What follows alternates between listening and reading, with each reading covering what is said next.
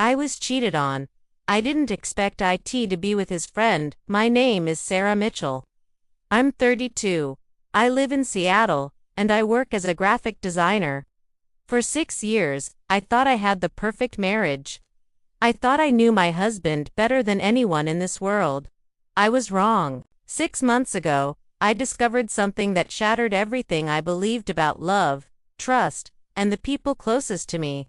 My husband was cheating on me. But that's not the worst part. The worst part is who he was cheating with. You see, I thought I had a faithful husband. But in the end, I was just the distraction. Let me take you back to the beginning, because this story will make you question everyone you trust. Welcome to Revenge Cat. We reveal gripping stories of broken trust, family secrets, and shocking twists. If you crave powerful narratives, intense emotions, and the sweet taste of justice, this is your place. Subscribe to the channel so you don't miss a thing. Ethan and I met in college. We were that couple everyone envied, you know the type, finishing each other's sentences, laughing at inside jokes, planning our future together over coffee and late-night study sessions. When he proposed, after 4 years of dating, I didn't hesitate. I said yes before he even finished asking. Our wedding was perfect, small, intimate, with our closest friends and family. And right there, standing as Ethan's best man, was Ryan Torres. Ryan had been Ethan's best friend since high school. They were inseparable. Played on the same basketball team, went to the same college, even worked in similar fields. Ethan was in IT, Ryan was in software development. I loved how close they were. I really did. It showed me that Ethan was loyal, that he valued friendship. Ryan became like a brother to me too. He was always at our house. Sunday football games, barbecue parties, holiday celebrations. When Ethan and I would fight about something stupid, Ryan would be the one to make us laugh and forget what we were even arguing about. For 6 years, this was our life. Ethan would come home from work, kiss me hello, and we'd talk about our days. On Fridays, he'd often say, Ryan and I are going to shoot some hoops, or we're grabbing drinks at Murphy's bar. I never questioned it. Why would I?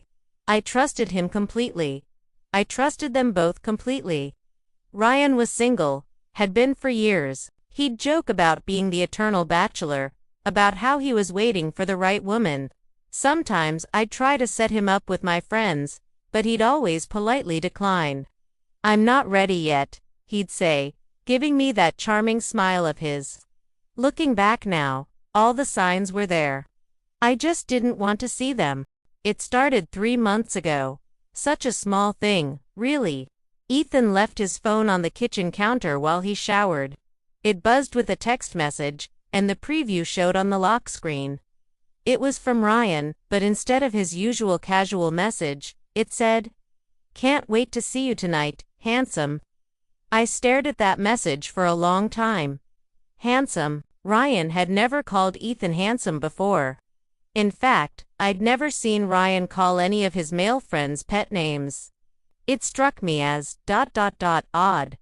When Ethan came out of the shower, I asked him about it as casually as I could. Ryan texted you. Something about seeing you tonight. Ethan's face changed for just a split second. A micro-expression that I almost missed. Oh yeah, we're playing basketball with some guys from his work. The way he said it felt rehearsed, like he'd practiced that lie. But I pushed the feeling down. This was Ethan, my Ethan. The man who brought me coffee in bed every morning. Who remembered every anniversary. Who cried during romantic movies when he thought I wasn't looking. I convinced myself I was being paranoid, but once that seed of doubt was planted, I couldn't stop noticing things. Over the next few weeks, Ethan's behavior started changing in subtle ways. He'd get texts at odd hours and would quickly flip his phone face down. He started taking longer showers, spending more time on his appearance. He bought new cologne, something expensive that he'd never worn before. The basketball games with Ryan became more frequent. Every Tuesday and Friday, sometimes Saturdays too. When I suggested joining them for drinks afterward, Ethan would make excuses. It's just a guy's thing, babe. Or you wouldn't enjoy it. We just talk about boring work stuff. Ryan's visits to our house became less frequent too.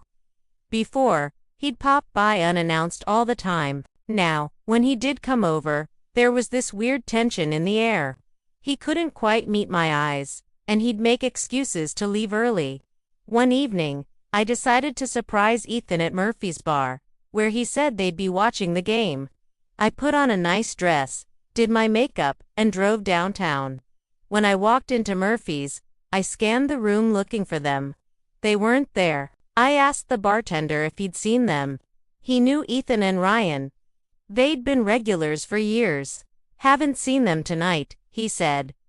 Actually, haven't seen them in a couple months. My blood ran cold. I sat in my car outside Murphy's for an hour, calling Ethan's phone over and over. It went straight to voicemail. Finally, around 10 p.m., he called me back. Hey babe, sorry, my phone died. The game ran long. I could hear traffic in the background. He was driving. Which game? I asked, my voice barely steady. There was a pause. Basketball. With Ryan and the guys. At Murphy's, another pause. No, we went to that new sports bar. The one near Ryan's place. Lie after lie after lie. When he got home that night, he smelled like that expensive cologne again, but underneath it, I caught something else. A different scent. Something floral and light. Like another person's perfume. But that didn't make sense. If he was with Ryan and some guys, that's when the pieces started clicking together in my mind, forming a picture I didn't want to see. I couldn't sleep that night. I lay next to Ethan, listening to him breathe, trying to reconcile the man I thought I knew with the stranger who was lying to me. At 3 a.m., I got up and went to the kitchen. Ethan had left his laptop open on the dining table. He was usually so careful about closing it, but tonight he'd forgotten. The screen was still glowing. I knew I shouldn't look. I knew it was a violation of privacy, but I also knew that my marriage was falling apart, and I needed answers. I clicked on his text messages. What I found there destroyed me. Months of messages between Ethan and Ryan. Intimate messages. Messages filled with love, longing, and plans to meet. Messages that made it clear this wasn't just an affair. This was a relationship. I wish we didn't have to hide this anymore, Ryan had written. Soon, Ethan replied. I just need more time to figure out how to tell Sarah. I hate lying to her. She's been so good to both of us. I know, I hate it too. But what choice do we have? She'll be devastated. Maybe she'll understand. Maybe she'll even be happy for us. You don't know Sarah like I do. This will kill her. I sat there reading message after message, watching my entire world crumble in real time. They talked about hotels they'd visited, weekends they'd spent together when I thought Ethan was on business trips. They shared photos. Intimate photos that made me feel sick. But the worst part was reading how much they cared about each other. This wasn't just physical. They were in love, had been for over a year. I was the obstacle in their love story. I was the wife who didn't know her husband was gay. I was the friend who didn't realize her friend was in love with her husband. I was the fool who believed every lie they told me. I closed the laptop and stumbled back to bed, my hands shaking so badly I could barely pull the covers up. Ethan was still sleeping peacefully next to me, completely unaware that I'd just discovered his secret. Part of me wanted to wake him up right then and demand answers. Part of me wanted to scream, to throw things, to make him feel even a fraction of the pain that was tearing through my chest. But a bigger part of me was just numb. How long had I been living a lie?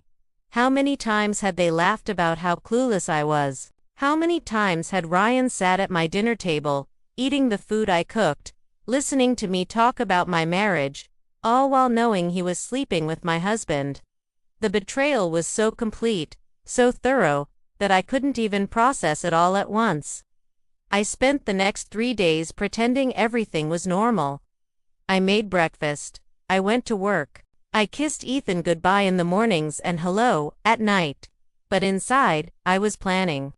If they thought they could make a fool out of me, they were wrong. If they thought I'd just quietly disappear from their love story, they were wrong. I was going to make sure that when this ended, and it would end, it would be on my terms. Over the next 2 weeks, I became a detective in my own marriage. I started taking screenshots of their text messages whenever Ethan left his phone unattended. I tracked the locations of his business trips and cross-referenced them with Ryan's social media posts. Every lie was documented. I hired a private investigator. It felt surreal, sitting in that sterile office, explaining to a stranger that I needed proof of my husband's affair. The investigator, a woman named Janet, was professional and kind. She didn't judge, didn't pry. She just did her job. Within a week, Janet had photos. Ethan and Ryan entering a boutique hotel downtown. Ethan and Ryan having lunch at a restaurant across town where they thought no one would recognize them. Ethan and Ryan walking hand in hand through a park, looking like any other couple in love. Seeing those photos was like being punched in the stomach over and over again. But I needed them. I needed irrefutable proof, because I knew that when I confronted them, they'd try to gaslight me, to make me think I was imagining things. I also opened a separate bank account and started moving money into it. I consulted with a divorce attorney. I wasn't just planning a confrontation. I was planning my entire exit strategy. The hardest part was pretending to be normal around both of them. When Ryan came over for our usual Sunday dinner, I had to bite my tongue to keep from screaming at him. When Ethan kissed me goodnight, I had to fight the urge to push him away, but I held it together, because I had a plan. 2 weeks later, I was ready. I planned what I called the dinner party from hell. I invited Ethan, Ryan, my sister Emma, my best friend Jessica, and 2 other couples. People who knew all 3 of us well. People who had been part of our social circle for years.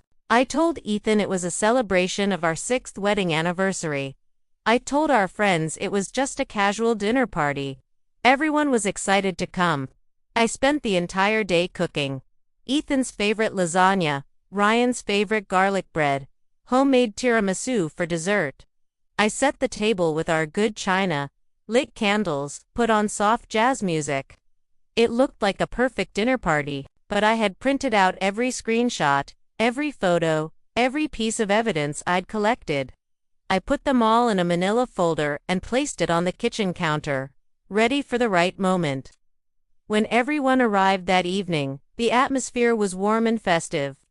Our friends complimented the food. Ryan brought wine. Ethan kept putting his arm around me and telling everyone how lucky he was to have me as a wife. The irony was suffocating. We ate, we laughed, we shared stories. Ethan and Ryan were particularly animated, telling funny stories about their basketball games. I watched them lie to our friends' faces, watched them play their parts perfectly. They had no idea what was coming. After dessert, I stood up to make a toast. I want to thank everyone for being here tonight, I said, raising my wine glass. You're all such important people in our lives, and I thought it was time we shared some news with you. Ethan looked confused. This wasn't part of the plan we'd discussed. 6 years ago, I married the man I thought was the love of my life, I continued, my voice steady despite my racing heart. I thought I knew him better than anyone. I thought we shared everything. Our dreams, our fears, our secrets. I walked to the kitchen and grabbed the manila folder. But it turns out, there were some secrets I wasn't in on. The room went quiet. Everyone was looking at me, sensing that something was wrong but not sure what. I opened the folder and pulled out the first set of screenshots. These are text messages between my husband and his best friend. Want to hear some highlights? Ethan went white. Ryan dropped his wine glass, and it shattered on the floor. I can't wait to hold you tonight, I read aloud. Being with you is the only time I feel truly myself. I love you more than I've ever loved anyone." Our friends sat in stunned silence. Emma reached for my hand, but I pulled away. I wasn't done. I pulled out the photos Janet had taken. And these are pictures of them together. At the Fairmont Hotel on Capitol Hill, at Luna on Pine Street, at Volunteer Park, holding hands like teenagers. I looked directly at Ethan, who was staring at the table, unable to meet anyone's eyes. The basketball games were a lie. Murphy's bar was a lie. The business trips were a lie. Everything was a lie.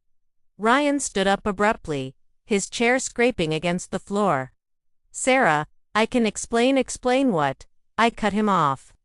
"Explain how you've been sleeping with my husband for over a year. Explain how you sat at this table dozens of times, eating my food, celebrating my anniversaries, all while stabbing me in the back."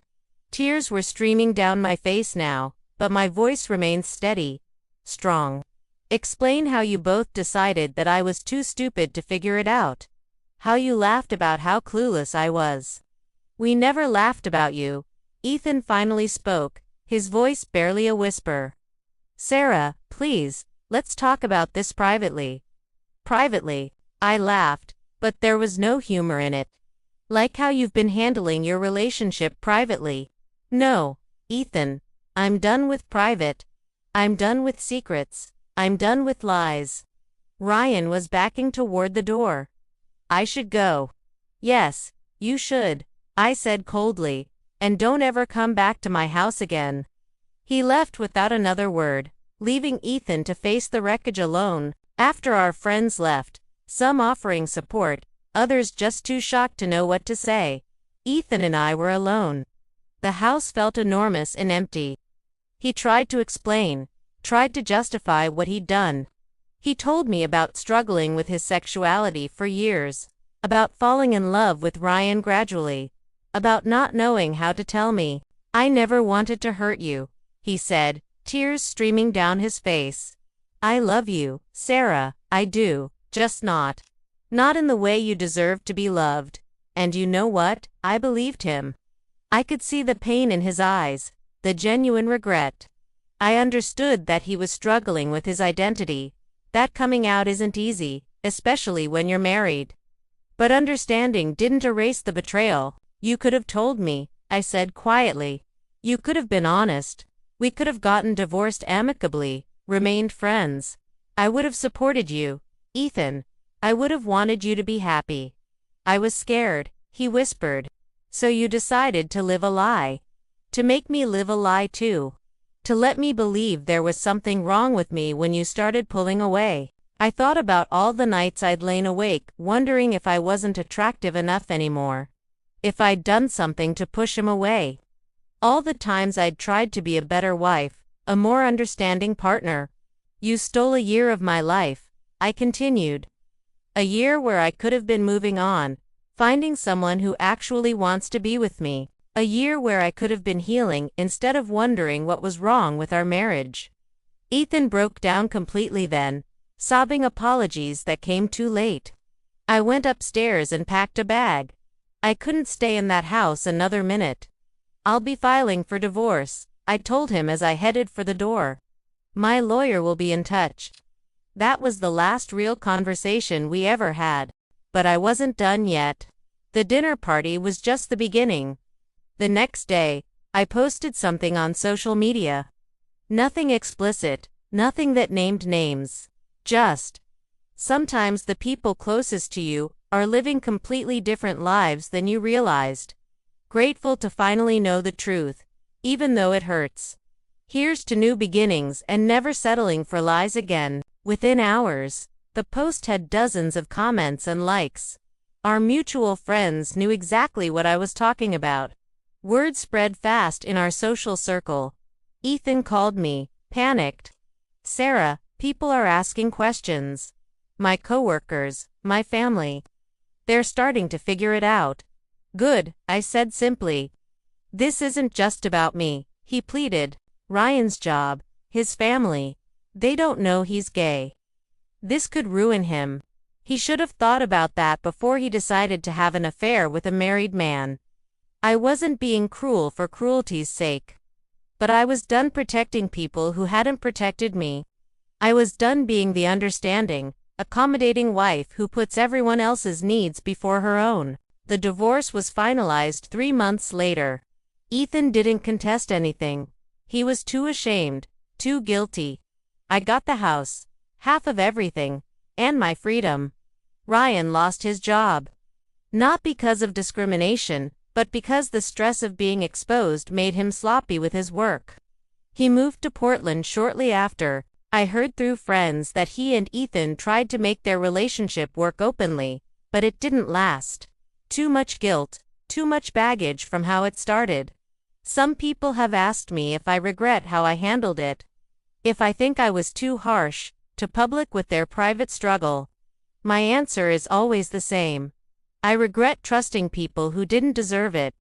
I regret ignoring red flags. I regret wasting a year of my life living in denial.